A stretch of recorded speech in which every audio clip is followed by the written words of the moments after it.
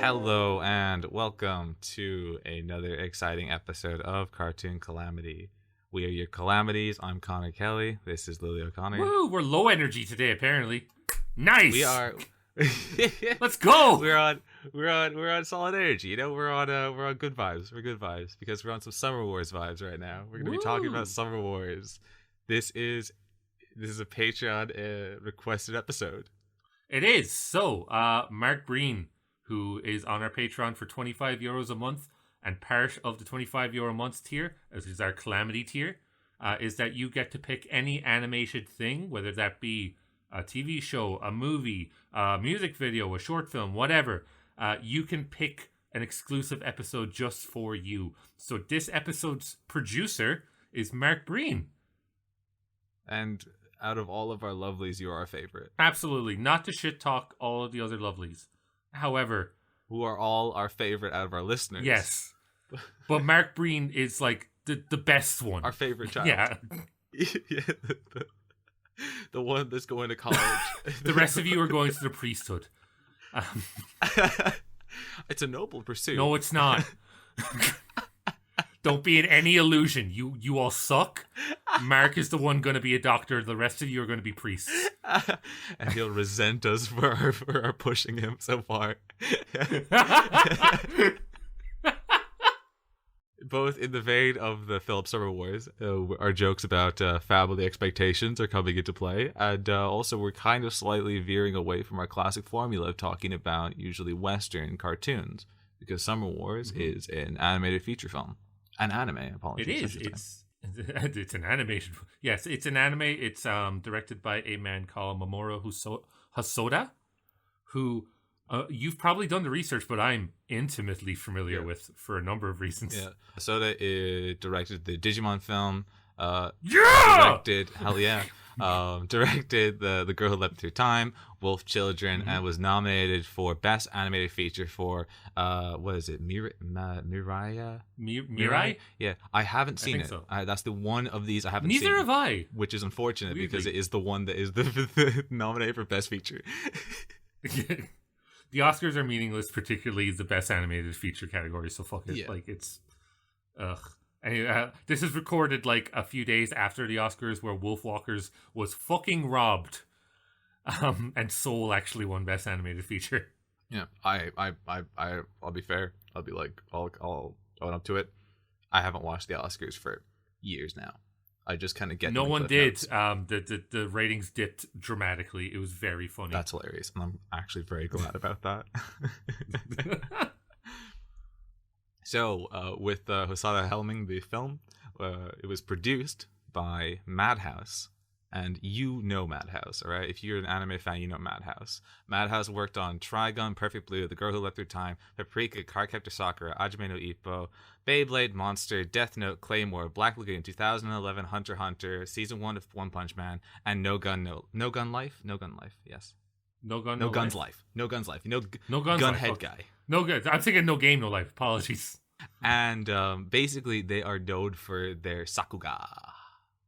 Wow, and what, pray tell, Connor, is Sakuga? Yeah, I'm pretty sure it means like fucking animation or drawing. It's like that's what it, but what it's shorthand for is where the budget goes, right? It's that's what it means. It's like it's when the budget kicks in and you're watching something and all of a sudden the emotional moment where someone is like close up crying, you can see all the details in their face, or like, you know, the action scene that just you get frame by frame, you can actually see every single move that they do.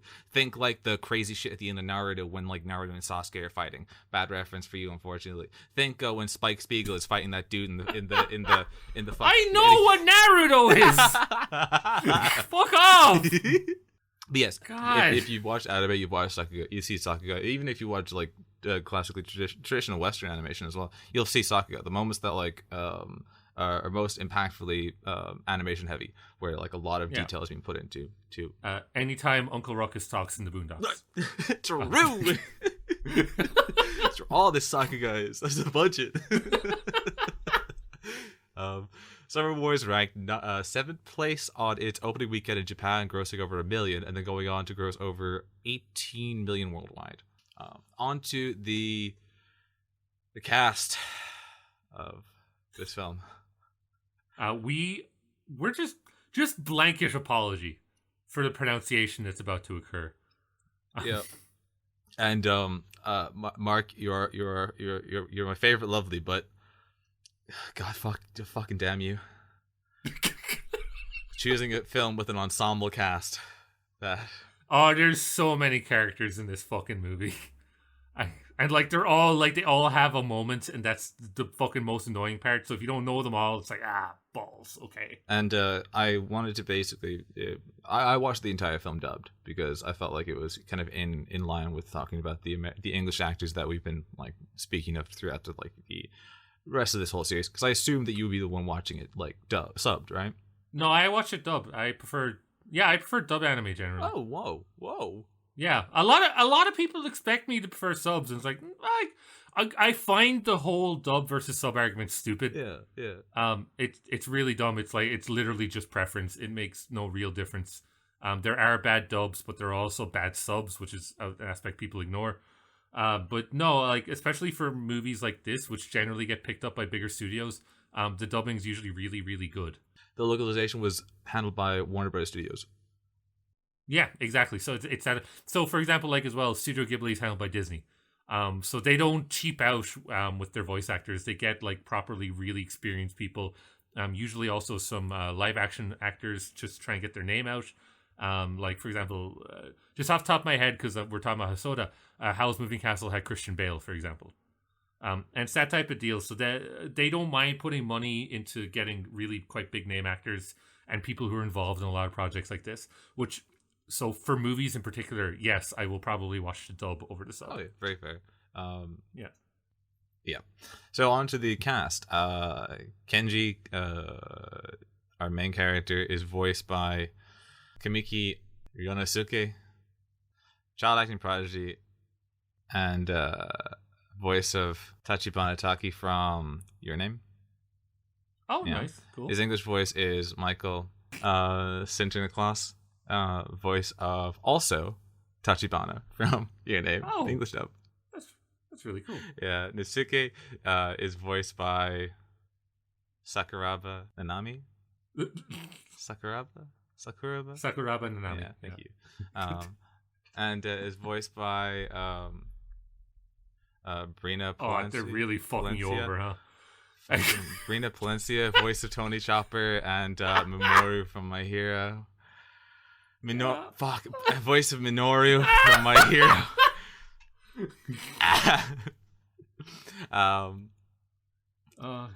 Kazuma, basically the player of the bunny hero,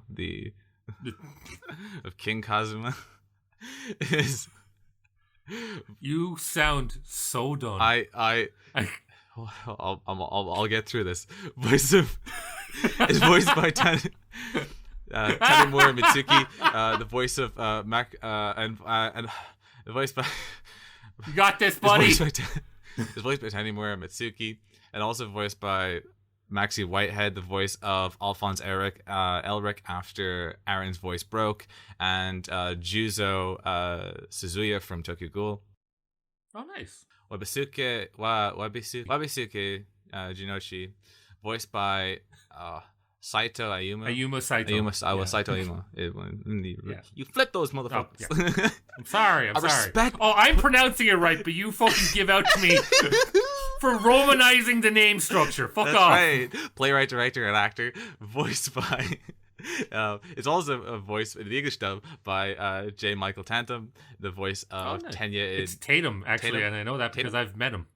Yeah. One more time? Tatum. J. Michael Tatum. I met him down in court. Oh, apologies.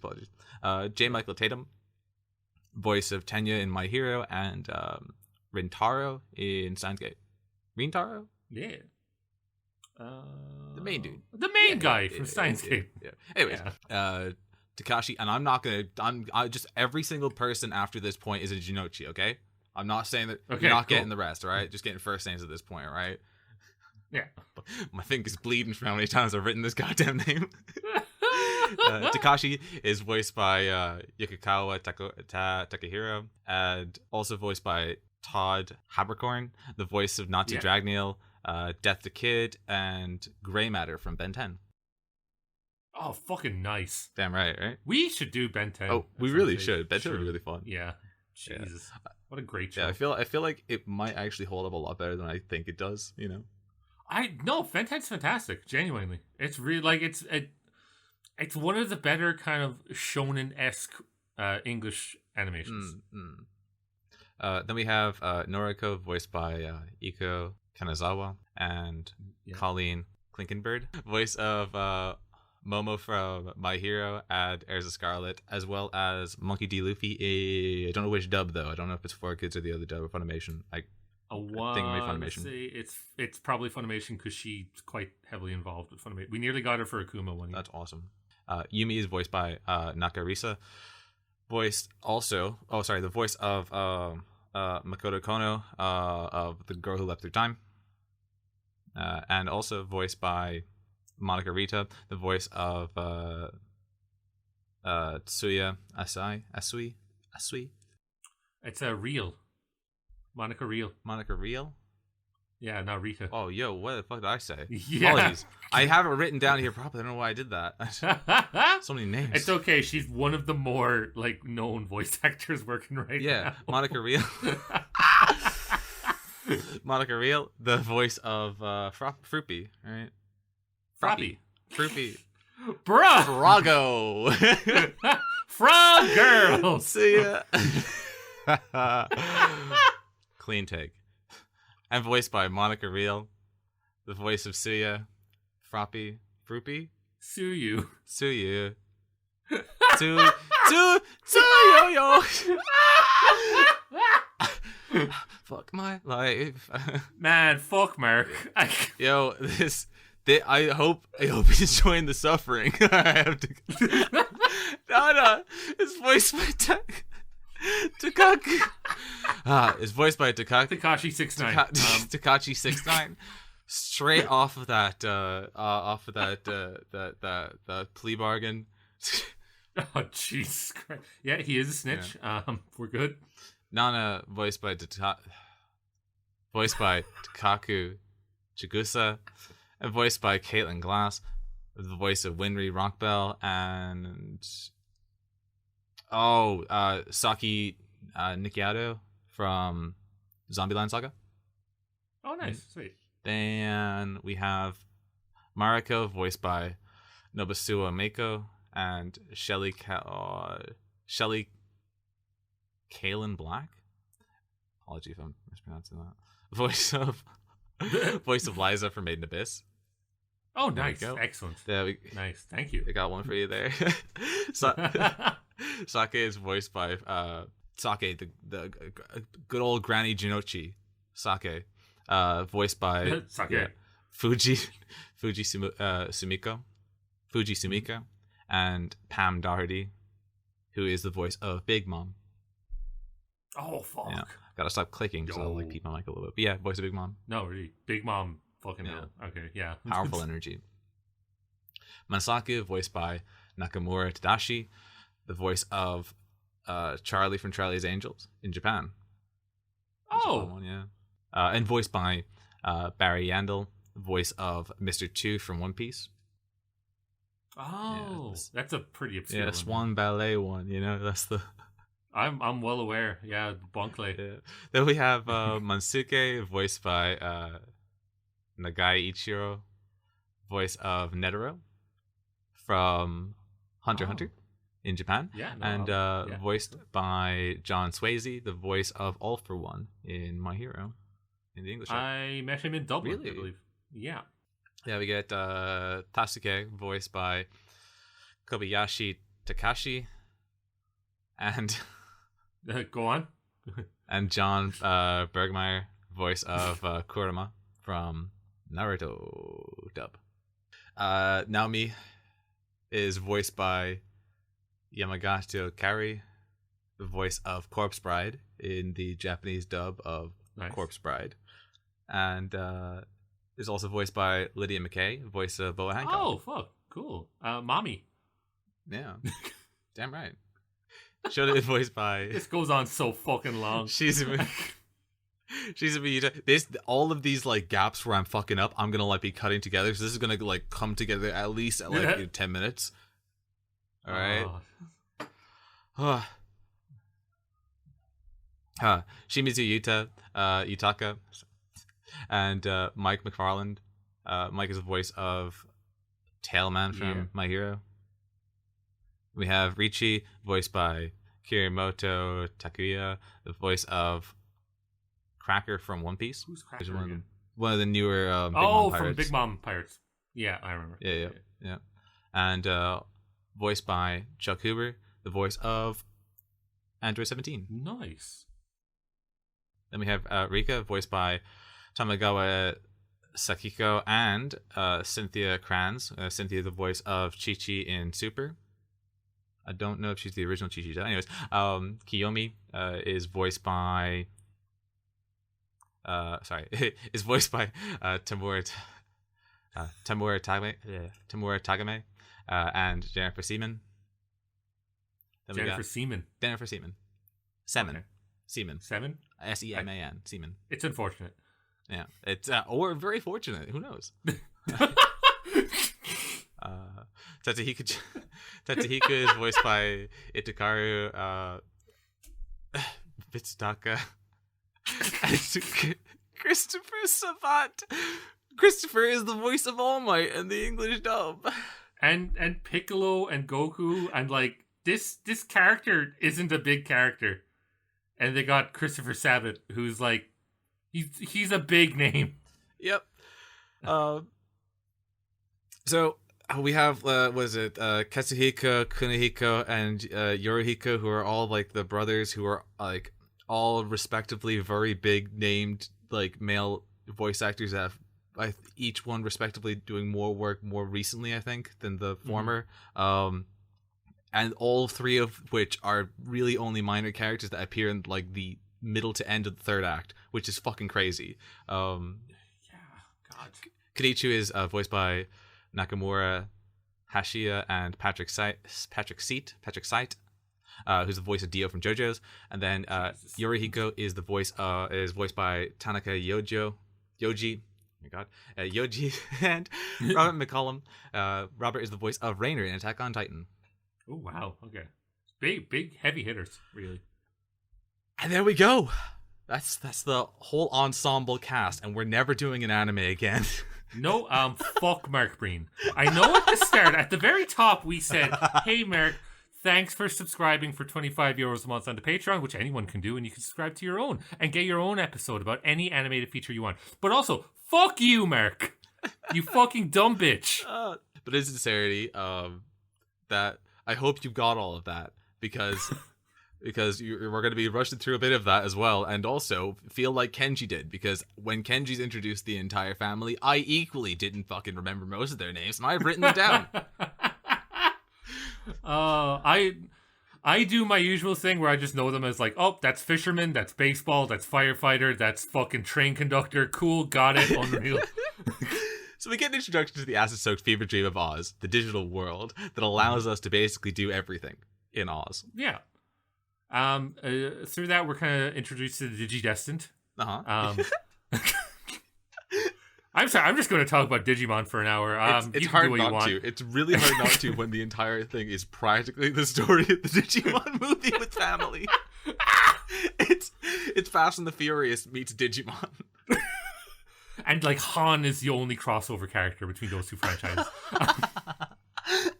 So apparently, using Oz, you could do anything. You could find jobs, you could pay taxes. The latter would be probably really useful, I guess. Like, or pretty fun, probably, to like use an avatar to pay taxes.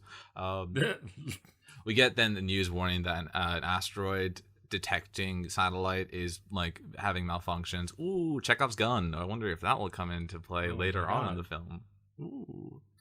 We get introduced to Kenji and Takashi. 6'9". Boy, had to do it through their digital avatars, while Natsuki runs to meet them in the PC suite of like a real world college school. It was I think pretty run they're down. on high school age. Yeah. 19. Yeah, and they're like employed, and she ends up maybe like college. Yeah, well, no, I think no, they aren't in college. They actually aren't in college. That's a specific point because, anyways, so you are right. They are in high school. Mm-hmm. And Suki Rose basically offered them employment. Turns out the boys are code monkeys working for Oz. And as with every code monkey that I know, and I know quite a few through the college and that, they will do literally anything to get even the whiff of a woman. Yeah, literally anything. Yeah, as a poser code monkey who has, I guess, like a minor major in like IT, whatever that means. God, I'll do anything. I'll kill anything. I know there are people listening to this who do computer science and like would be considered code monkeys and that type of thing. And I know for a fact they would drag their balls through a mile of broken glass, just to get a whiff of underwear. Yeah, like, just that's all. Just to get a waifu to hold their hand. Honestly, yeah. And more power to them. I mean, I'd fucking do it. Yeah, no, absolutely. And we won't get jobs. They will. Natsuki is about to leave despondent when Kenji jumps to the opportunity to actually help her. They get told off, but turns out the job is just to hang out with her in the countryside with her family. So the boys fall over each other just to get a sniff. All right. Mm-hmm, absolutely. Credits roll as we watch anime Bugs Bunny fight off waves of Dark Souls enemies. Yeah, I'll leave it there. Fuck context. That's all you're getting, homies. Watch the film. The Sakuga kicks in right there. It's great. Listen, we could have easily explained the plot, but unfortunately we had to go through the fucking ensemble cast. Well, there's the pre-credit scroll. Like, you don't learn the stuff about who Bugs Bunny is yet. Kenji and Natsuki meet each other at the train station where Kenji is going to be her bag boy while she explains that her relatives are coming from all around the country. Turns out Kenji is a mathlete who almost got made pro and then like starts to try and flex his math skills by finding out that like the day that Natsuki was born in, but she doesn't even know, so we don't even get hard confirmation on that. So we're kind of left in the open of like, is it just a magic trick or is he actually just pulling a day out of his ass? Yeah, like there's literally nothing less impressive than people doing maths to me. Like, I'm just not interested. Like, fuck off. I'd rather watch like shot put or one of the lower tier Olympic sports. Because I feel like people doing math tricks to you is like someone trying to explain a color that doesn't exist in the rainbow or something, or like in the spectrum. Yeah, like, I don't give a fuck about numbers. Fuck that. What can numbers do for me? Nothing. Like, I feel like we have the potentiality to be still corrected. I'm sorry. No, the people listening to this, you can email cartooncalamitypodcast@gmail.com and I will just click delete. Yeah. Like, make my job fucking easier. And if you want, also email as well, because I might check it. And maybe I'll look at it. It depends. It's a pot shot who gets there first. This is when we get introduced to Noriko. We talked about the long legacy of the Januchi clan and their gold striking and then losing it subsequently. After which we are also introduced to Yumi, who then continues talking about the clan's lost in its ancestral wealth that they had. Then after they get off the bus, we were introduced to Nana, who explains that the clan was once warriors and has like warrior bloodline inside of them. At which point, Kenji sets his eyes on the mansion that the Januchi live in. Kenji mistakenly over elderly's Mariko, who is, I believe, the mother of... Fuck it, I'll do that part. I'll do the fucking genealogy thing in a bit, whatever. Yeah, we're G, don't worry. And she gets all like, oh my god, I'm not that old, how could you? Oh no! The background art is amazingly intricate, detailed, painting a beautiful traditional house. Mm-hmm. Which I think is just like a fantastic thing that is done just completely through this entire thing, leaving. This is the thing with Hosoda, if I can talk on it for a moment. It's so the way he styles his films, and I've watched a fair. I basically watched all of them except Mirai, which is the most recent one. His character design itself, I would describe as sort of simplistic, because there's not a huge amount of detail in the characters' faces or their whole design. But the background, and also, sorry, just as a point. That's not to discredit how his characters look. It's incredibly unique, and the way he does it it almost like loops back around into really letting you kind of see what the characters are. It's minimalist. It is very minimalist. These characters don't really pass the silhouette test, but they don't need to. But he kind of contrasts that with making backgrounds that are just fucking gorgeous. And this goes for both the Jinuichi house itself in the countryside and the world of Oz. Like, there is so much going on. Like, just the littlest things are detailed. And almost then seeing the characters that have this minimalist design in them really kind of emphasizes the use of the countryside.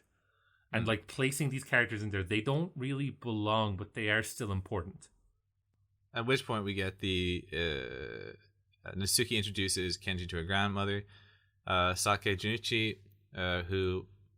But plot twist. Okay, hold up. Plot twist. Twists are being plotted, all right? Oh my god. Natsuki is pretending that they're going out. Actually, holy shit, they're engaged. Yeah, she kind of escalates that real fucking quick. This is originally supposed to just be like, oh, this is my fake boyfriend, and now they're married. Yeah, expecting. Also, Kenji is like, has an entire elaborate backstory, which is kind of thrown out there. But before that, it's almost kind of like being like, if you're on the phone call with your mother, for example, and they're just like, and the phone call previously, you mentioned a friend from college that you kind of knew and were kind of friendly with. And then the next phone call you do is like, oh, by the way, I'm starting a podcast with them. Yeah. And she's rather shocked by that. And it's like, oh, wow, okay, cool. But they're taking it back and they just take it. It's fine. Granny asks if Kenji is man enough for Natsuki. In fact, she asks if he's willing to die for her, which is kind of fucking hardcore, yo. Like, I respect it. And then are you not willing to die for your partners? Natsuki is rewarded with a new skin. She's got the new yukata. She gets the new yukata, the morning blossom one. Wow! Whoosh, oh sparkles. my god, yo! She paid like 40, J-bucks. Yeah, she paid 4 Lie-bucks to her grandma. Woo! Kenji tries to back out a lie to everyone because, like, you know, he's too much good boy, sweet energy, and can't actually stand up to a crowd.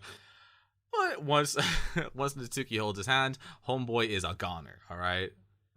At this point, he probably killed her. Oh, he's down bad. Mm-hmm. Like, straight up. Literally, like, you can see the little stain in his crotch and everything. It's great. Yeah, and like that's the point where like Natsuki ends up revealing to Kenji that he has a backstory that he didn't fucking know. It has nothing even close to him being like a code monkey. It's like he's a Giga Chad that goes to America and just like his like attaining scholarships to do fucking Boston Dynamics shit, like fucking nth degree nonsense stuff, right? And homeboy just has to accept it. He's got to wing it. We later find out where that backstory is, but we'll get into that. Yeah, it's a little bit of an interesting one. Oh, it's creepy. Masaku is taking care of the cute Shiba doggo. Best boy in the entire show, in the entire film. Absolutely. Right. The Shiba makes a few appearances. It should also be pointed out as well, Hosoda, the director, likely a furry, or at least like furry adjacent. This film is kind of one of his lesser ones as far as like furry stuff goes. You could argue with Oz maybe, but his other films include Wolf Children and The Boy and the Beast. So listen, put 2 and 2 together. And you have a fantastic series of films that endorse any sort of furry relations. She fucked a wolf. I guess this is my stance on it, right? We're just like go for it, you know. Don't fuck wolves. I'm all for rewilding in like Donegal or whatever, but don't fuck the wolves. Don't fuck anything in Donegal. It's not worth it. We're good. You just never fuck again.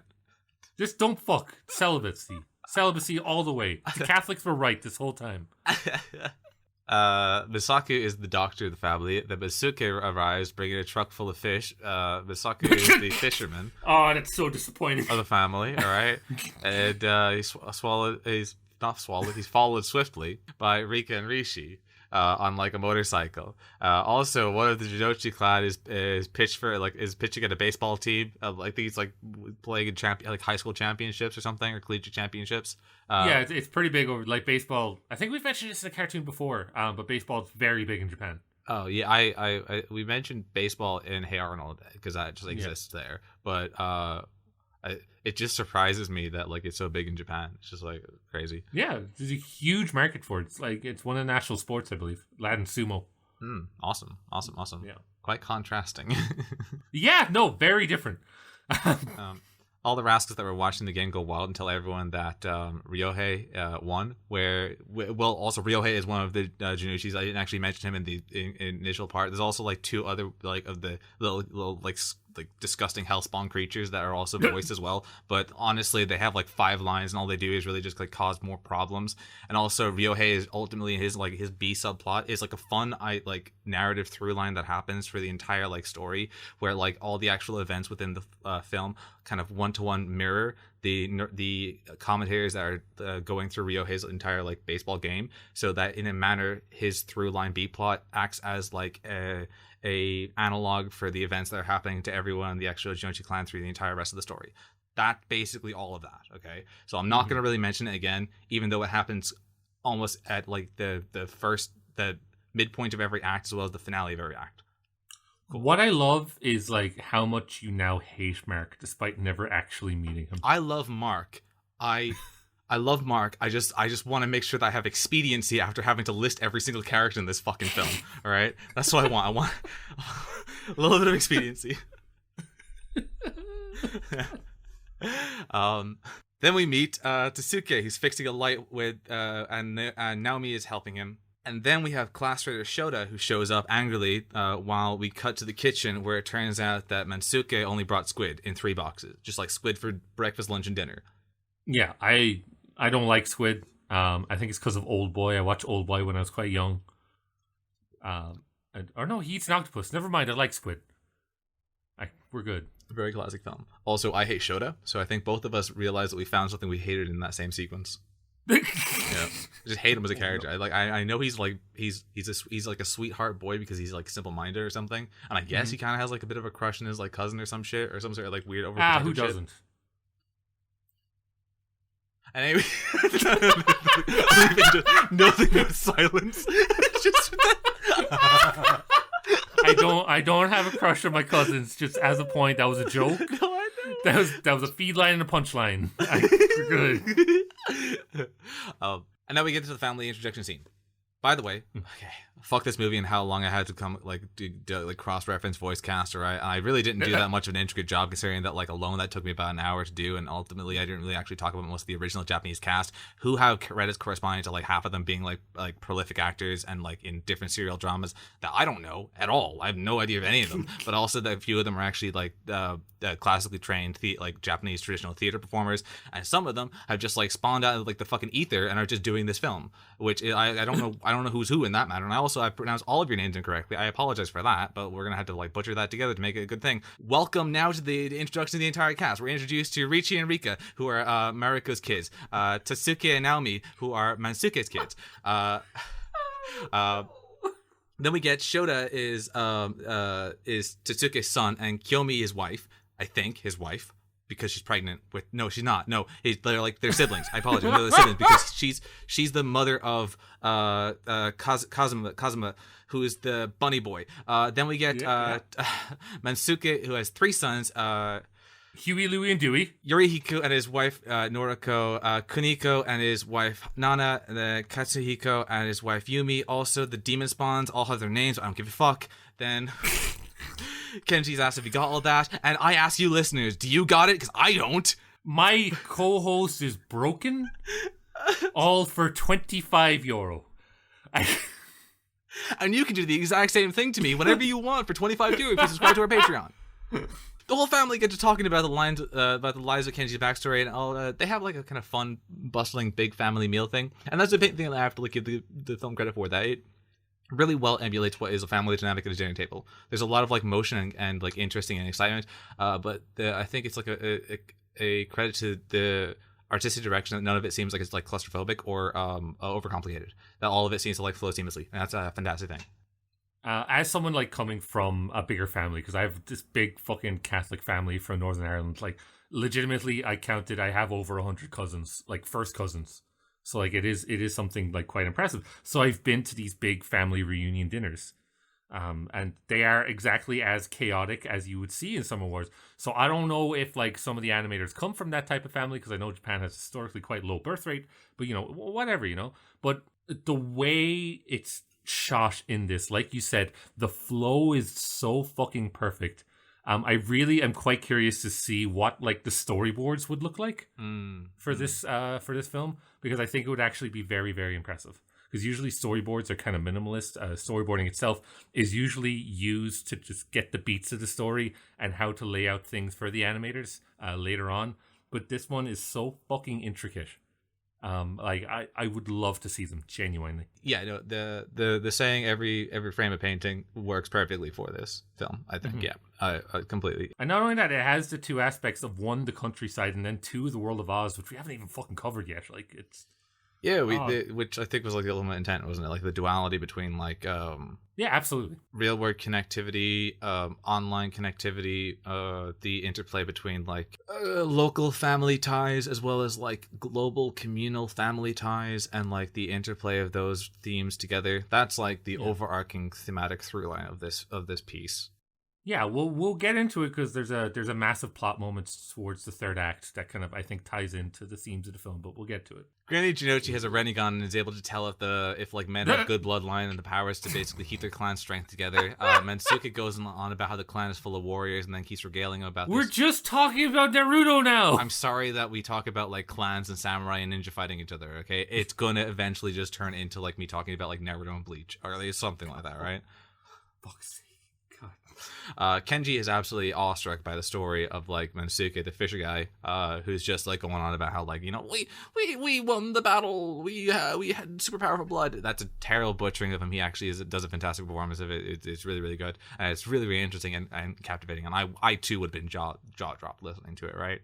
Kenji reports back to 6ix9ine, who is probably vibrating with envy to like get to, you know, to get to hear about how Kenji is like going to be sleeping next or near or in the same like house as the sniffing sniffs and whiffs and wafts of Natsuki. All right, fucking Dr. Seuss now. Teasing Kenji that he should actually like, you know, bump uglies with Natsuki, right? Mm-hmm.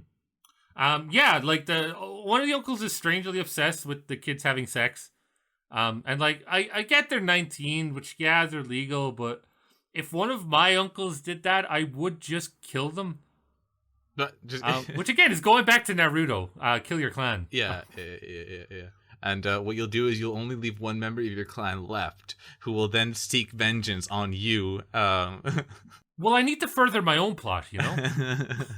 But yeah, there are a lot of those kind of like very weird intimate questions asking. It's Masaku is the one who is really like uncomfortably like questioning, but at the same time he's a doctor. Maybe that okay. Well, I was about to say no, but like I went through the trans healthcare system, and legitimately one of the questions they ask you is like, "How do you have sex?" Mm-hmm. There you go. I was like, oh.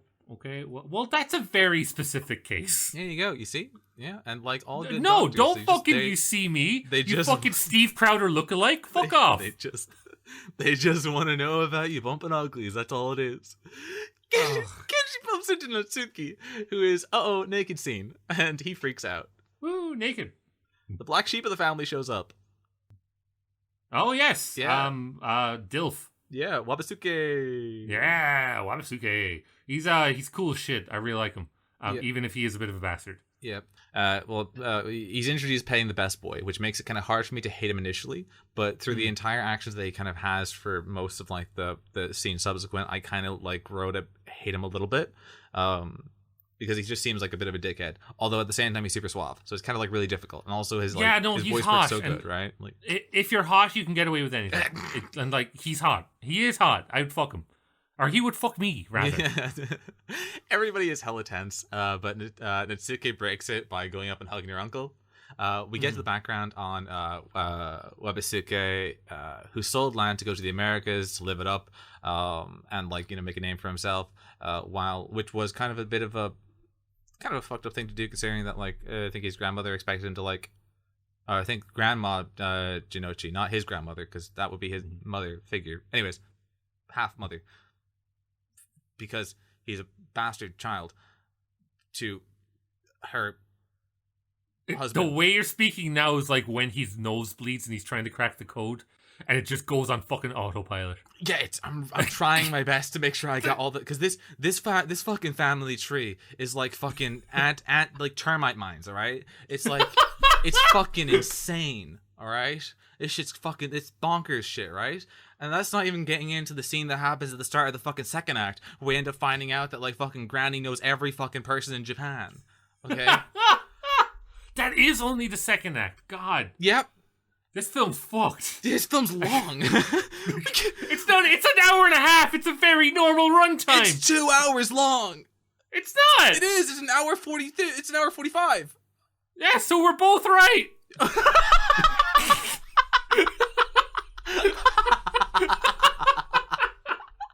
This film broke our brains. I split the difference. Fuck. So Wabasuke is expected to be the little black sheep. He kind of did the nasty to the whole family in a manner, but some of the family like him, some of the family don't like him. It's kind of a little bit of a hush situation. Wabasuke is playing Koi Koi with Nasuke, who just wants to like hang out with her with her cool uncle, but and they start betting about like how they can actually hang out with each other. And Nasuke wants to like go to America, but since like Uncle wins, she can't go to America. And that made me kind of start seeding this idea in my head that he was actually like a con artist and actually like a liar and wasn't actually going to America and was like fucking around to like make sure that like he looks like the guy from The Great Pretender. So boom shakalaka, exactly the fucking thing, right? Easily. So I was like, I don't know, I think this guy might be like a bit of a con artist, right?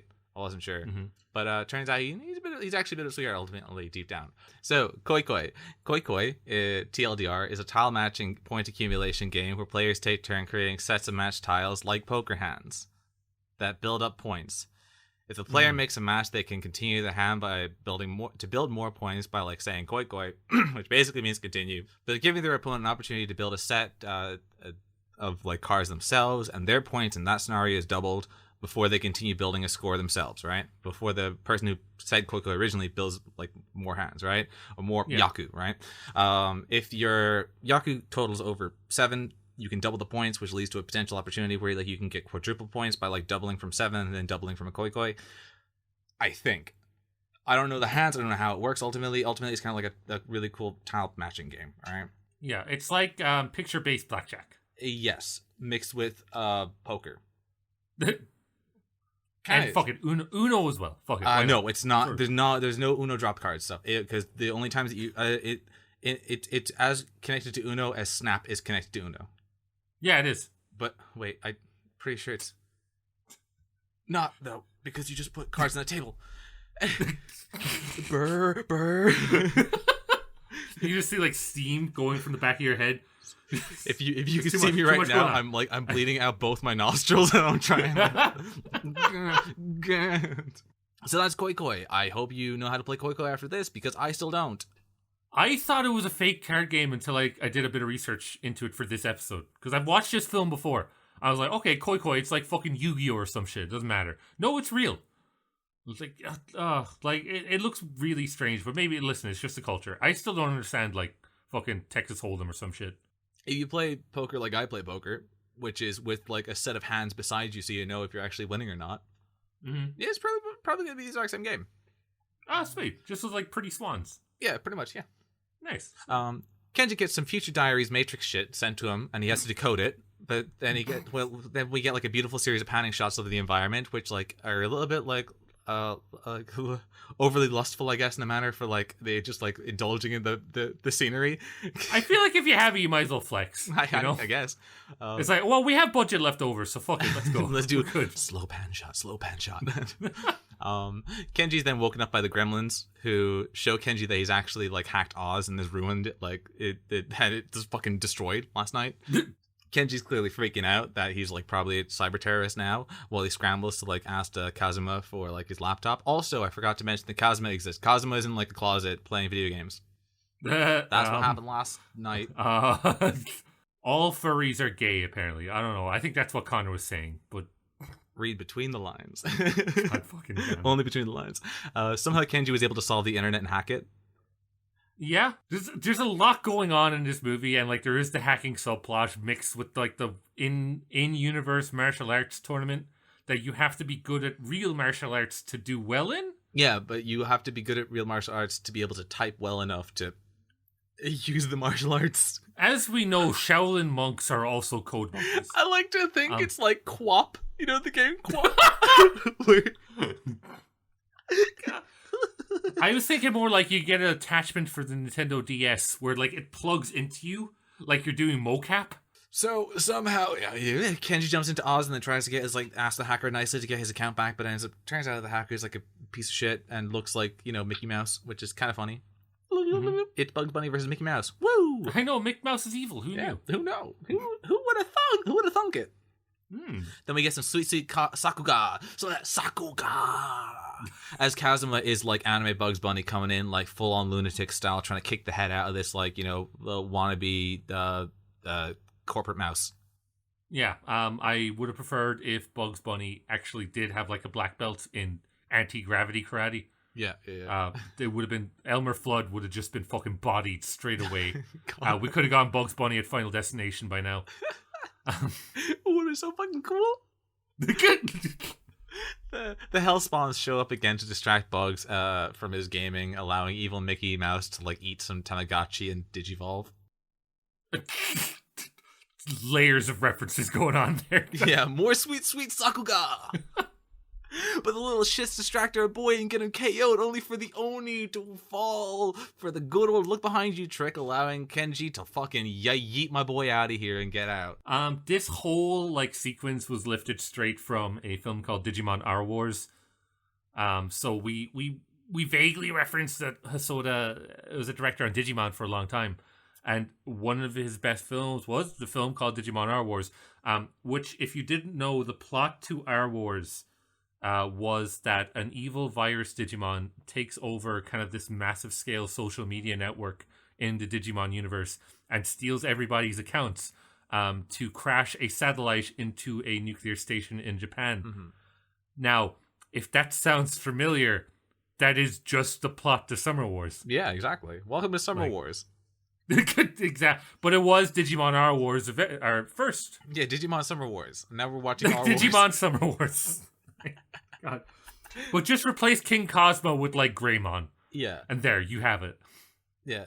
So, and also, I think it was called like Apochromon. I think it was the but like, because most people are going to be familiar with the English version, which was a bastardized Digimon film stitched together from 3 other Digimon films, and then had like Smash Mouth in the soundtrack. Ty, there are monsters outside. That's me. I'm Kyrie. I'm Kyrie, and that's my older brother Ty, and we're gonna go out and we're gonna see some Digimon. Oh wow, there's Digimon out there. You are underselling it because the actual opening to the official English dub of the Digimon movie is Angela fucking Anaconda. Oh yeah, where Angemon shows up. Yeah, that fucking dumb bitch ruins a perfectly good shit movie. Speaking of Angela Anaconda, the wonderful ladies behind Angela Anaconda also were behind Pepper Ann. And Pepper Ann, as you know from our first episode, we absolutely adored, and we quite like Pepper Ann. It's the reason this whole podcast really started. Yeah. However, Angela Anaconda is a war crime akin to Rwandan genocide. If you want to hear us talk about something that's far greater than Angela Anaconda, listen to our first episode of Pepper Ann. And then, hey... But don't actually, because my audio quality is shit. And hey, stick around through all the episodes afterwards. And consider donating to our Patreon. Please. You can donate to our Patreon for as low as €2 a month and can go as high as 25 or 50 euros a month, like Mark did. And because he's on the €25 a month, that's why this episode is happening. Yeah. So thank you once again, Mark Breen, for commissioning Summer Wars, even though you broke my co-host. Hi. The whole Junichi clan runs to confront Kenji about the lies that he's been sowing, that have been sown around him, that are now being reaped. Don't fucking blame him for it. He just wanted... I'm sorry. Like, he just wanted to get, like, a little kiss. That's all. Yeah, homie wanted to get his dick wet. Like, sure, we went 2 different areas, but listen, who's counting? Who's mountain? The lies. Not Kenji. Exactly. Also, to add to this bullshit, my girl Natsuki's so much of like a basic bitch liar that she plays the ukulele. Oh, like, no. She would have covered like Hi There Delilah, straight up.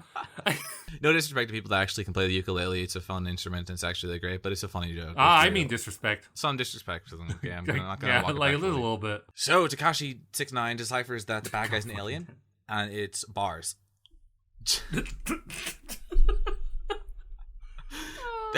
Natsuki has to come clean to all of her aunts about the fact that, you know, she's been lying about who, like, Kenji is, and that, you know, I mean, the cyber terrorism allegations are technically might be true. We're not entirely sure right now, but I think it counts. Yeah. yeah. But at this point, we are told that Natsuki was in love with her uncle, who she tried to shape Kenji into being, and well, cat's out of the bag.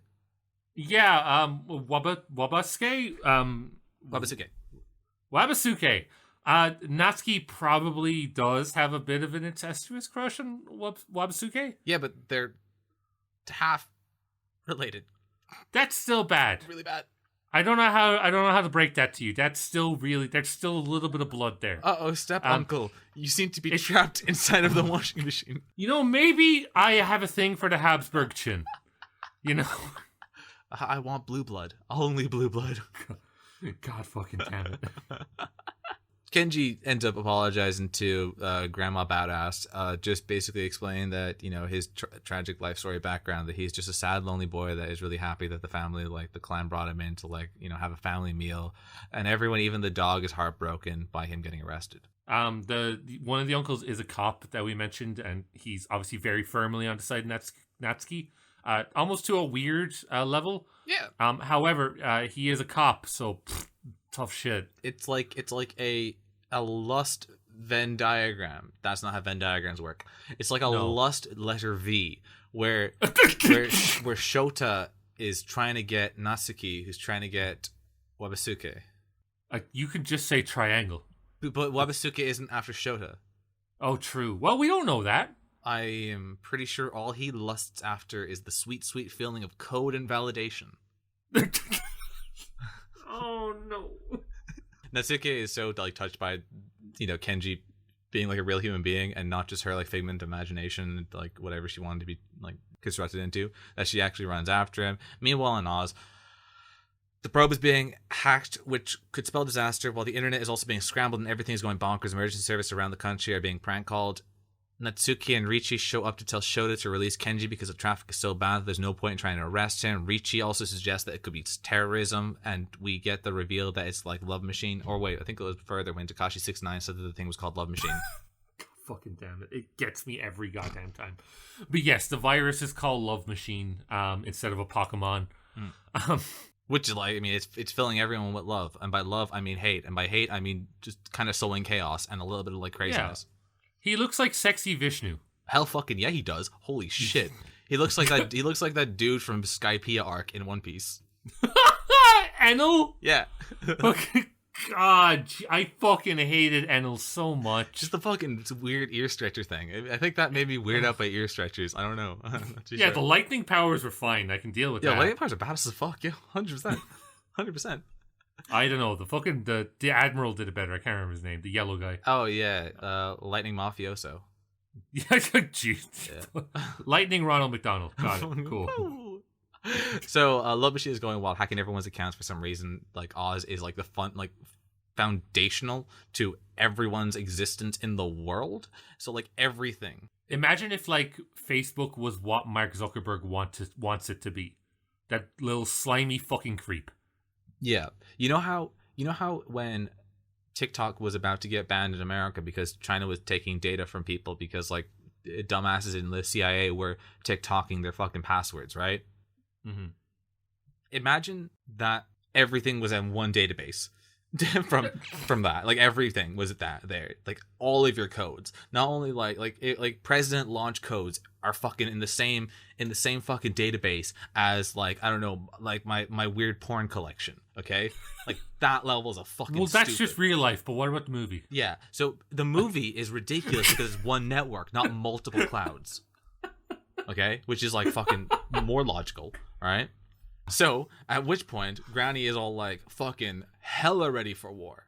Granny calls the battle horn in, all right? She calls all the clan to action, getting everyone into like preparation. Through this moment, we got a montage of all the other like the good boy Jinochis who are like firefighter, ER operator, and a police officer, paramedic, paramedic and police officer, respectively. Well, I'll go, but fuck it. She calls also every single person that she's ever met in her entire lifetime, as well as people who are like vaguely associated with the clan's ancestry and bloodlines, to make a pseudo internet by just having people talk to each other on the phone.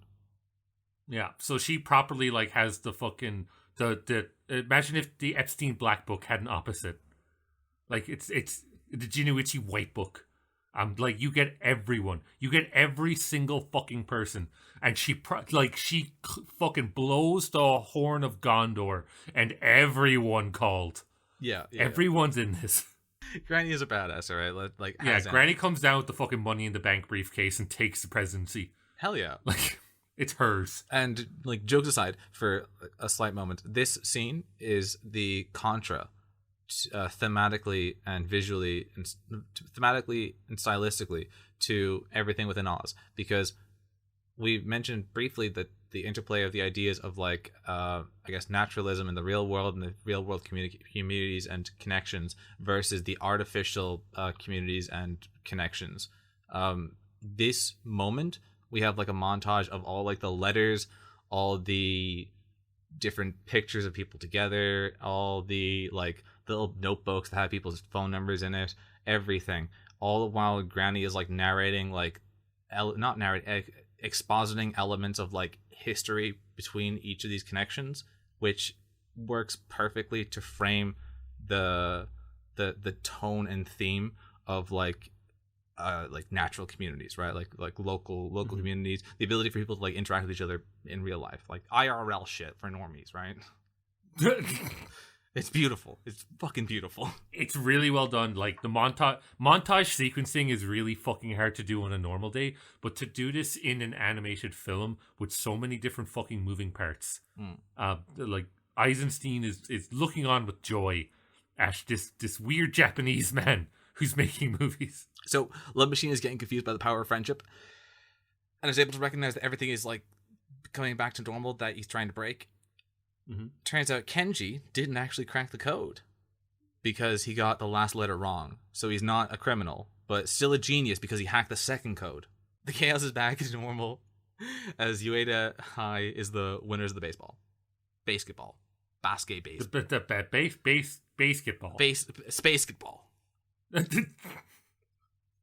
So, and that was basically Act 1's the complication and resolution, and we also have it highlighted by the baseball.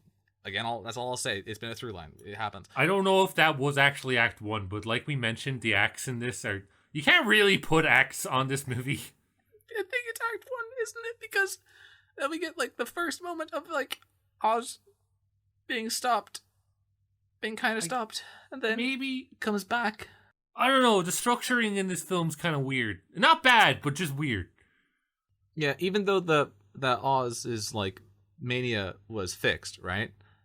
We get like the complication that should lead us into the second act, question mark. The Love Machine still had stolen a load of like accounts, which in themselves all have a lot of power intrinsically to like different, accesses and whatever they have, right? Kazuma thinks that everyone will be able to like overcome Love Machine if they work together. Good old like us against everyone. We can do it all. Form one big group. We can do it. But then the Black Sheep reveals that he made Love Machine because he's like an asshole or something. He is part of the military-industrial complex. Yeah, exactly, and intrinsically bad. Yeah, well, I mean, yeah. Say what you want about Eisenhower, he was fucking right about that. I am become death. That's Oppenheimer, not Eisenhower. There we go. But, okay, cool. something. God fucking damn it. These are important historical figures. Wabisuke sold Love Machine to the United States military. And as the United States military does, they fucked it. They fucked it completely, and now it's in the wild. Yeah. The military wanted to test out Love Machine by dropping it on Oz to see if it would actually do anything and be able to work, which is like the dumbest thing possible, because if you think about it, like they also rely on Oz. That's like just trying to make a virus that kills the internet.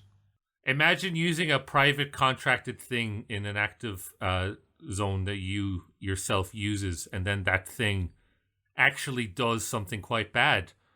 Cough, Blackwater, cough. I don't think the United States military would ever do that. I agree. I also do not think that the United States military or any other complex within the United States would be capable of doing something so abhorrent. Cough, cough. Have we covered our backs? Maybe? I'm not sure. We can run it past our lawyer. We can run past Krogue. I love the idea of Karog looking through just like files and just going, "Yep, this is okay." Like, well, Wabasuka tells Grandma that he took the blood money to make her proud, and that he can come back home, basically, like, and restore the clan to their old level of like wealth and power. And I guess like Granny rightfully tries to kill the fucking dumbass. We've talked a lot on this show about powerful women and our feelings towards them. Never before has a woman so old, because Granny is 90. It's mentioned at the start. But when she grabs the halberds to try and kill Wabsuke, I popped the semi. And I popped a semi at how artfully it was constructed as a scene. The flow and movement was fantastic. The dynamics were great. And bring it back. The entire time,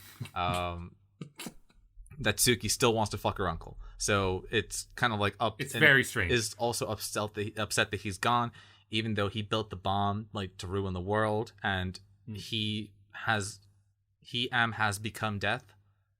Mm-hmm.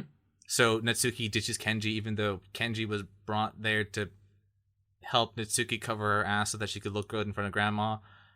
Before Wabasuke leaves as well, Granny has the rawest line of the entire film. Oh yeah, true. Yeah, of get on your feet and die like a man.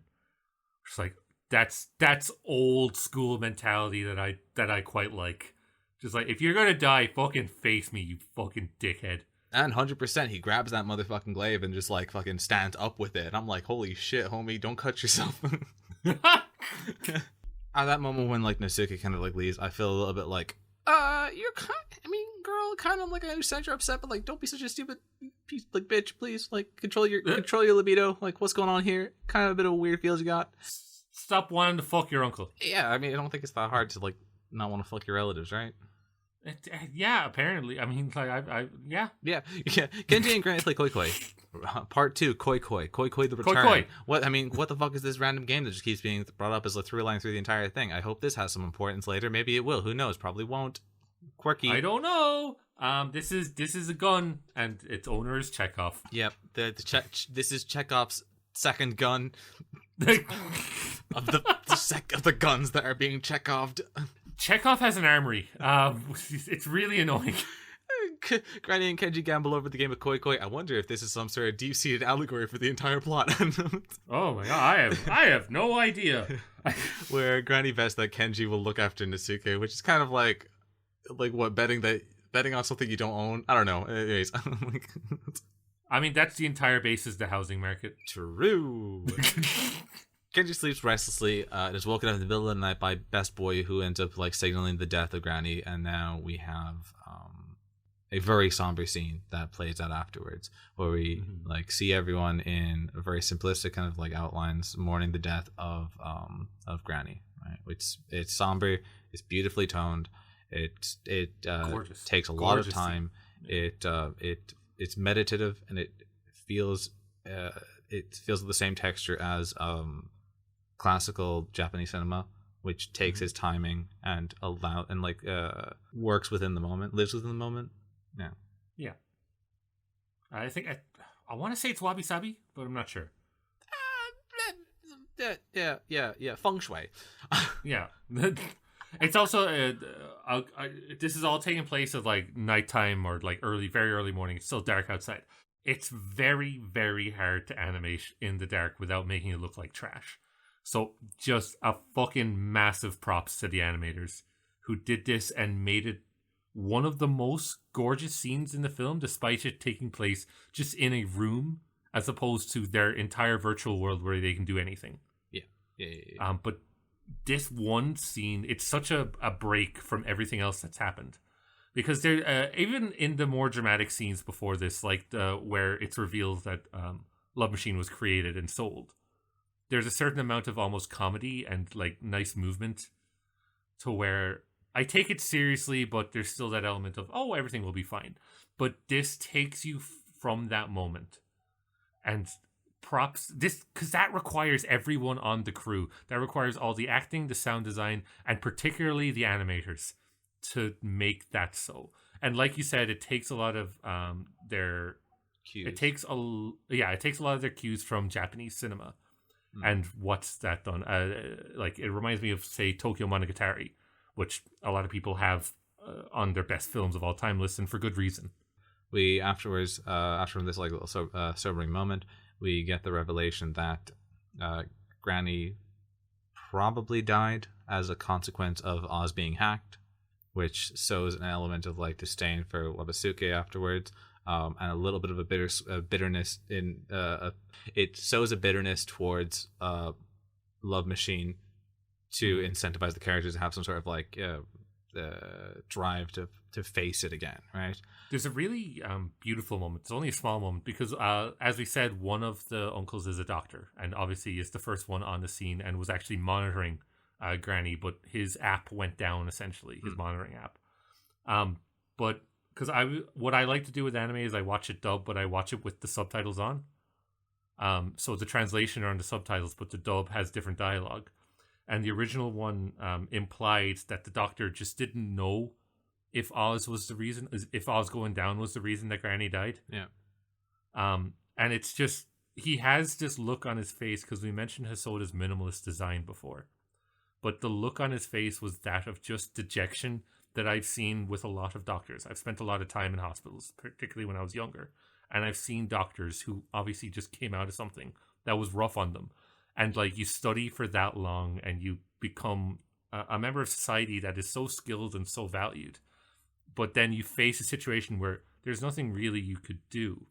And that's a particular type of depression that's so hard to capture on film. But Hosoda does it beautifully with a minimalist design as well. Yeah, I completely agree. Like I talked for a fair bit on that, but this scene, maybe 10 seconds. Yeah, on the doctor. Following it is a scene that I thought was kind of the most picturesque and beautiful probably in the entire film, in my personal opinion, which is the beautiful pan where the whole clan are mourning in their own little like elements, as we just do like this slow pan from right to left across them. Each one of them basically their own little like isolated frame or like encapsulated image of how each one is grieving the loss, which ends up culminating with Kenji and Natsuke together. Natsuke asking Kenji to hold her hand, and then she ends up bursting into tears. Which, I mean, a little bit of Sakuga, there, you know. Yeah, no, it's beautiful. Some of that impactful Sakuga. Ooh. Yeah, like, a crumb of Sakuga, please. Yeah, this is what we look for. This is what we look for. We accept those no details on faces just so we can get that crumb of Sakuga. Cry real beautiful tears for me. Make me feel sad. The whole point of Hosoda's animation style is to edge you so that when the emotional scenes hit, they actually hit really well. Yo, true. That's a good read. Mariko, I believe is the eldest daughter, tries to arrange the funeral while Mansuke, the youngest son, gets riled up trying to start a war with Love Machine, while Kenji agrees with Mansuke to fight the AI just to like be told off ultimately by the clan, while splitting them kind of like down the center as who wants to join him and who is still up for like making sure that they memorialize like the deceased grandma. Kazuma is given a insanely better kit to prepare for a rematch, and by insanely better kit I mean like homie is given a fucking like a college supercomputer level of shit. So one of the uncles or cousins or whatever the fuck owns a computer shop, but it's revealed that that's only really his side business, is consumer goods, and that he actually essentially sells stuff to like the government and the military and to big colleges. Yeah. So this supercomputer is something that would make like IBM blush. Yeah. Tsuke is the one who owns like the hell amount of contacts, right? So basically Mansuke uses like the history of their clan to prepare for the fight with Love Machine. This is like the same through line that would be given this entire time. The fact that like the Januchi clan has like fought like 2,000 versus 7,000 every fucking time, and we're constantly told that like, yeah, we did some sort of fantastic battle, it was so insane and crazy.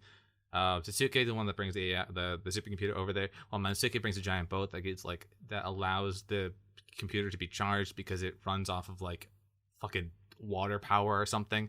And then Ricci kind of brings like a high-tech military satellite uplink to boost the signal, which is kind of like a bit of a weird one because it turns out that Ricci actually is like fucking like MI fucking like a darknet fucking super sub soldier military complex motherfucking dude who has like connections to everyone. What the fuck is this guy? Who is this dude? He just rides a motorcycle. I thought he was just a motorcycle dude.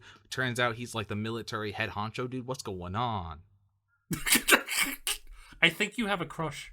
I think I'm fucking losing my mind. The clan says it's the most insane fucking computer rig for King Kazuma to have a rematch with Love Machine. Sweet Sakuga! Yo, let's go! Round 3 in the house. We keep fighting. We watch Bobby Bunny do the whole fight. And then this is like, actually, this is the part, this fucking scene made me laugh out loud so hard. Right? I was watching and I it takes a good bit to make these old withered bones actually laugh, all right? But where Mansuke, who which is kind of revealed that like Mansuke has been the sensei to Kazuma, been teaching him basically like Shaolin karate, I think, kung fu, whatever. Yeah. And apologies for those who are actually like proficient in martial arts and whatever. I know it's not like a whatever situation. We know nothing about martial arts, but mad respect. It's an art. It looks really cool. I think it looks really sick. I like Shaolin Showdown. Let's go. God fucking damn it. So Mansuke is like is like Kazuma Sensei, who has been like teaching him martial arts. And we get like this really funny scene where like as Kazuma is getting like his ass kicked a little bit, Mansuke shows up and tries to fight like the GigaChat AI using his fucking 3DS. Made me lose my mind. He is using a DS. He's just using. It's like I lost my shit. I was like, because it's set up. We have like the whole scene where the crazy supercomputer is being used to let this one little kid fucking type quap style beat the shit out of this motherfucking AI Digimon beast monster thing, right? Yo, listen, PictoChat is going to run at so many FPS. All right. It's insane. Oh, he's on a 28K fucking monitor. What's happening? It's like putting spinning rims on a tractor. Like that would be sick. If there's a farmer out there, please put spinning rims on your tractor. That would be so fucking sick. And yeah, send it to us as a video and we'll review it. Free of charge. I think that'd be fucking sick. They bait the area into a trap and Love Machine falls for it, but just as all seems in the bag, Love Machine fucking dismantles the trap as the motherboard is melting because fucking Shota takes all the fucking ice because he's a dumbass piece of shit. Dumb right? fucking bitch. But honestly, he's also a sweet boy because what he's doing is trying to make sure that like Granny doesn't rot in the heat. And like I understand you're doing it and you're being a nice boy, but at the same time, don't you why would you walk into a fucking room, a tiny room with a giant fucking fuck off supercomputer HAL 9000 looking thing right in front of you, probably emanating the same heat as a small fucking like a dwarf star, and then just go, oh look at all these fucking giant chunks of ice. I guess these aren't being used for anything. Yeah, like also he's a cop. You know, very direct line thinking. Any cop listening to this, except Ty, we love Ty. Ty's gonna be the one good cop. Listen, if Ty's the one good cop, I'm fine with it. I fucking love Ty. He's great. Damn right. Ty's our token. I love you, Ty. All right, you're a sweet boy. After Shota fucks everything, right? And he fucks it like this, kills it. I can't get over how badly he fucked up. He ruined the whole plan. Oh. That was Act 2's resolution. I got so angry. Yeah, I know. And our fucking rage was built up fantastically because right then afterwards, Oz basically is fucking mangled as like Love Machine goes full kaiju mode. Shota then gets fucking punched in the face. And it's so sick. I'm like, yes, you idiot, you deserved it. But also, I kind of felt a little bit bad because of the really sweet moment right before that, where he's like talking to grandma, like Granny's dead body. And he's like, I'm trying to make sure that you keep nice in this hot summer month. And I'm like, that's the great. Duality. Duality. Like, I absolutely, that is great that he cares about his granny, as you should. She is a fantastic matriarch. That doesn't excuse how fucking stupid he is. This dude wouldn't look out of place streaming on Twitch. The AI is basically going to break the world. Granny wrote a letter for everyone to read in case of emergency, and well, shit, we're in an emergency right now. Kazuma tries nobly to, fight the giant kaiju, but ends up SDing into like 1 million avatars. When he ends up heartbroken, and everyone ends up heartbroken as they all start realizing the gravity of the situation, as like the world is actually on a timer to be struck. There could be a moment when like a nuke is going to an equivalent to a nuke is about to be destroyed, right? Mm-hmm. Wabasuke is the only one that might be able to fight the machine. But Kenji steps up and is like constantly ready to fight this. This kind of leads us into, I guess, like more Act 3, really. It's shorter because this is towards the end of the film. Obviously, well, sorry, I just realized what I said. Act 3 is towards the end of the film. Boom shakalaka, there we go. I did 4 years of film studies. Yeah. Well, it could be Act 4. Maybe there's more end after. Oh God, fucking damn it. Yeah.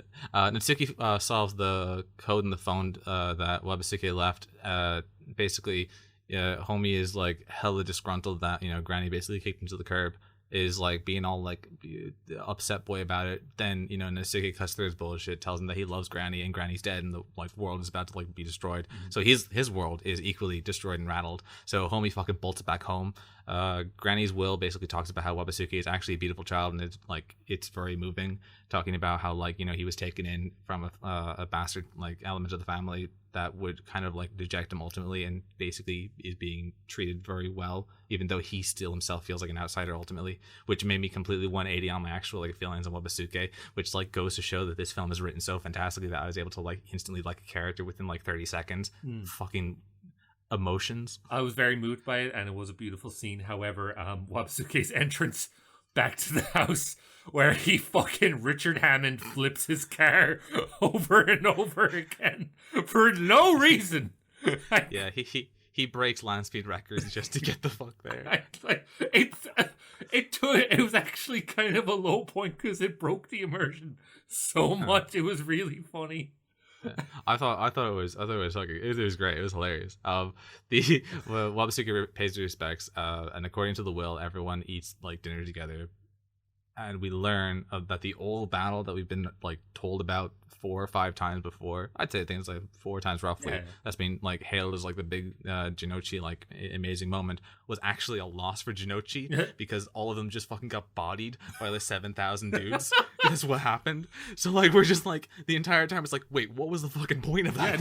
It's a good point about history in general. It's like, yeah, occasionally you hear about like, oh, the 300 Spartans versus the thousands of Persians. Nobody writes about the battles that were just over in an instant because they got fucking bodied. Kenji straight gets the badass monster to play fucking Koi Koi. Whoa! Yo, why? Who saw it coming? It's insane. I've been thrown off. I didn't expect Koi Koi to actually have some sort of meaning in the plot. Holy shit, it's actually fucking important. Holy Who knew? Fuck. Natsuki enters her avatar into the casino, which looks sick. If this was real, I would spend so much money in the virtual casino that looks like this. 100%. So Natsuki turns into a furry, and then ends up betting her entire clan's lives on the line to play Koi Koi. The entire clan in a quite endearing scene that did make me smile, even though like it like during this kind of tense moment, there's like the entire clan is like backseat gaming her, and the scene is ridiculous, right? But it also gives you this welling sense of like excitement and ecstatic joy that you can't help but smile as the clan starts winning progressively. You get roped into it so quickly. Yeah, towards the end, the cuts between the real world and Oz are so fucking well done, and they're done at the exact right time to build up the tension between both worlds and how they're interconnected. It's beautiful, this whole fucking film, but particularly this sequence is beautiful.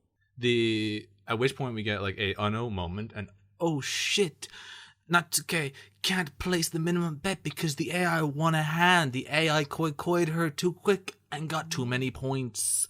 All looks lost when we get to the final, when we get the final Digimon movie ending, where like the people from all across the world give their accounts. They spirit bombed with Goku. And they all held their hands up and they gave all their accounts and spirit energy. And then Natsuki strips at the table, and I got salty because when I stripped at the roulette table, they threw me out. Yeah. And with all her accounts combined, she Sailor Moon's into a new skin. Yeah, she got the Ari skin from League of Legends. She got that new Ari skin. Girl, she got wings. Natsuki wins a series of powerful hands, which helps her win back all but 2 accounts. The giant AI incarnation of Bugs Bunny.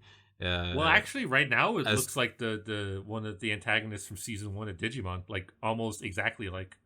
Well, I was gonna describe it as like the incarnation of Bugs Bunny as told by a nightmare. Oh yeah, no, that works as well.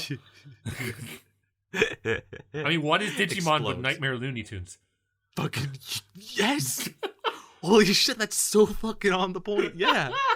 Digimon was amazing because all the creatures kind of looked like nightmare monsters. It was sick. They had veins and shit. It was creepy. It was cool. Like, it's like, oh, this is a rabbit. But when I give it a fucking credit card, it turns into a rabbit with a machine gun. It's unreal. So the giant AI, it like loses all of its shit. It's basically like destroyed, right? And at that point, the clan loses their shit. But oh no, oh shit, Love Machine's a salty loser going for that salty run back. Is gonna just fucking nuke the Jinoichi clan. Yeah. Fucking nuke them. He just fucking could not take the L and decides to just go get that satellite and nuke the fucking house itself. Kenji then tries to hack the AI over and over again to like redirect the flight trail by giving it junk code to distract it to make the flying ship go, I have to turn. And then ends up consistently trying to decipher a series of like incredibly elaborate codes. While this point now, Shota ends up finally being nice to Kenji and is all like, like, boy, pull some quick maths. And our guy actually pulls the insane maths 5 times in a row, while like Kazuma is like going to like body a love machine, and like the boy's a crazy genius because he's like writing everything out, but he can also do it in like seconds. But then he starts doing it in his brain. Everyone's like, oh my god, he's able to do math in his brain. How the hell can you do math in your brain? That's fucking crazy. He goes into like a fucking fugue state and everything starts bleeding.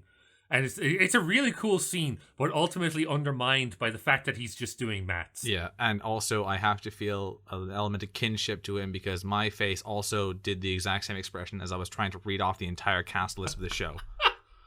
And so in this case, you and I are Kazuma and Kenji, and Mark is Love Machine.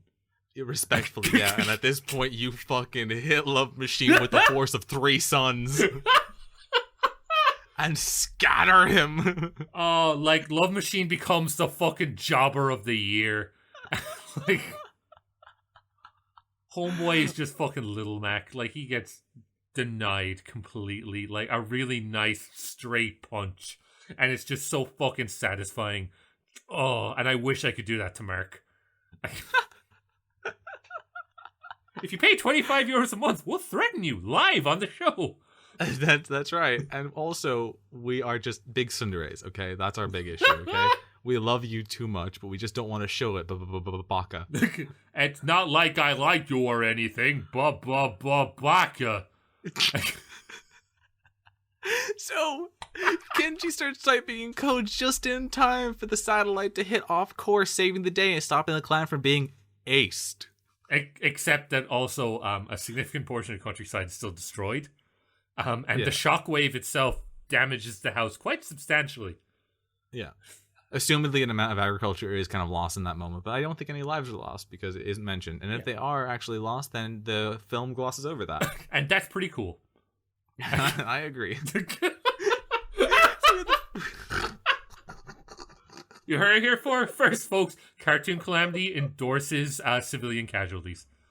We have the final moments of the resolution of the main arc where the AI badge and the B line of Ueda High School finally winning the basketball championship, or Ueda College. I'm not really true. Did I say basketball again? Yeah, he did.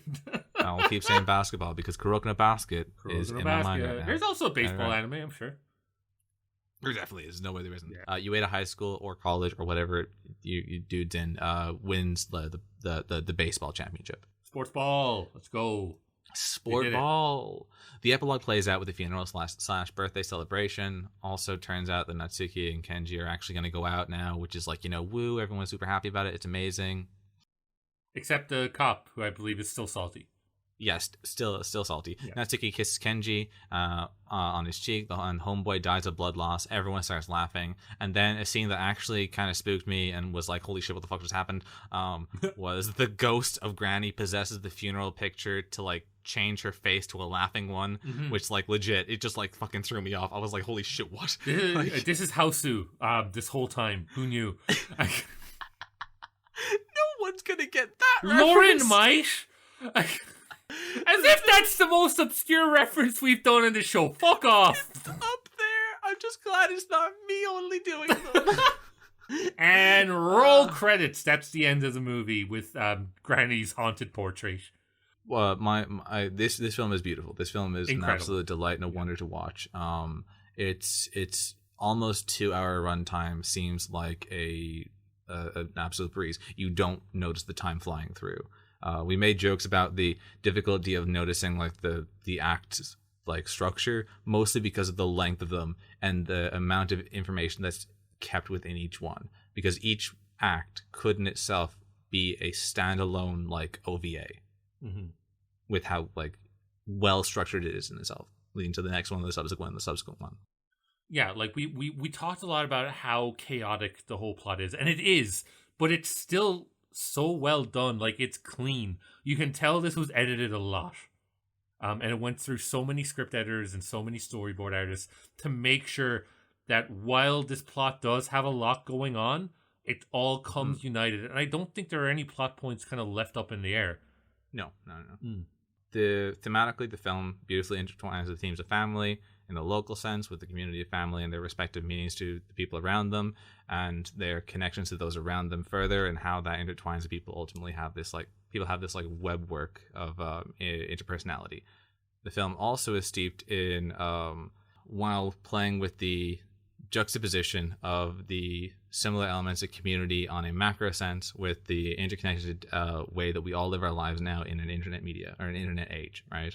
Which is a beautiful element. What I thought was interesting about that is that even though the latter expression, the world of Oz, is so much more colorful and overly expressive, there were times that I felt the former, the real world, was almost more beautiful and impactful with the way that the film was made, which is a strange kind of feeling, isn't it? It's something you wouldn't expect going in.